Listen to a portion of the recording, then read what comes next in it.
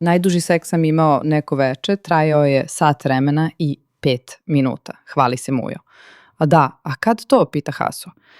Jedne noći kad se prelazilo na zimsko računanje vremena. Žena i muž sami u kući, muž prilazi ženi i šapne joj na uho. Na što misliš, draga? Na isto što i ti, dragi, kaže mu žena. Odlično, napravi i meni jedan sa šunkom. Doktor i njegova supruga se svađaju za doručkom.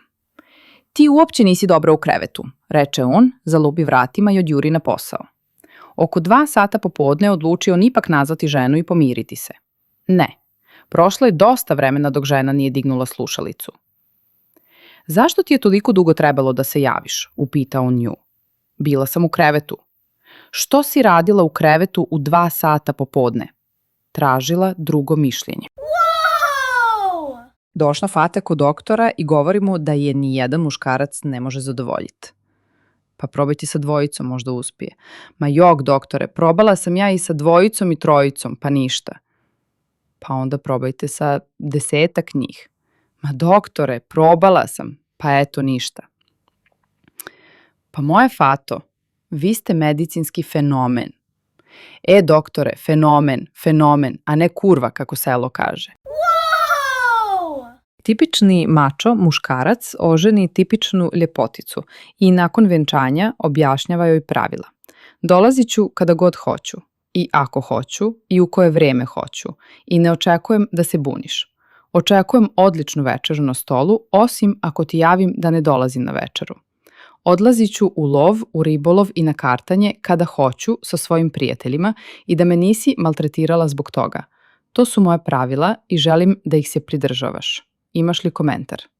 A ona će na to, ne, sve mi to odgovara. Samo da znaš da će u ovoj kući svake večeri oko 8 biti seksa. Bio ti doma ili ne. Došao Haso kod doktora. Imam problema sa seksom. Kad si zadnji put spavao s Fatom? Ne sećam se. Evo telefon, zovio pa pitaj. Halo Fato, kad smo zadnji put vodili ljubav? Zavisi s kim pričam.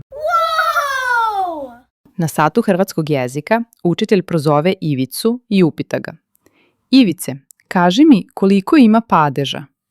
8. A koji je to 8. padež?